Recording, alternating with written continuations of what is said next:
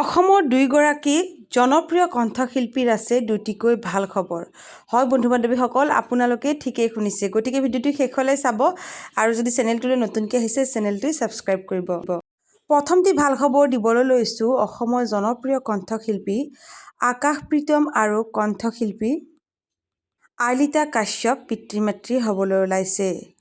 আইলিতা কাশ্যপ আৰু আকাশ প্ৰীতমলৈ আমাৰ চেনেলৰ ফালৰ পৰা বহুত শুভেচ্ছা জ্ঞাপন কৰিলোঁ। আহিবলগীয়া সন্তানটি সুস্থ থাকক, ভালে থাকক তাকে কামনা কৰিলোঁ। আকাশ প্ৰীতমৰ কণ্ঠত গীত শুনি কোনে কোনে ভাল পায় কমেণ্ট কৰি জনাবলৈ একেবাৰে নাপাহৰিব। এইবাৰ আহিছোঁ আন এটি ভাল খবৰ দিবলৈ। আনটি ভাল খবৰ হৈছে অসমৰ জনপ্ৰিয় কণ্ঠশিল্পী ভিঘু কাশ্যপৰ। হয় বন্ধু বান্ধৱীসকল, ঠিকেই শুনিছে।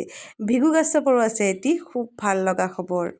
কণ্ঠশিল্পী ভিঘু কাশ্যপে সম্পূৰ্ণ কৰে 1 মিলিয়ন ছাবস্ক্ৰাইবাৰ, অৰ্থাৎ 10 লাখ ছাবস্ক্ৰাইবাৰ।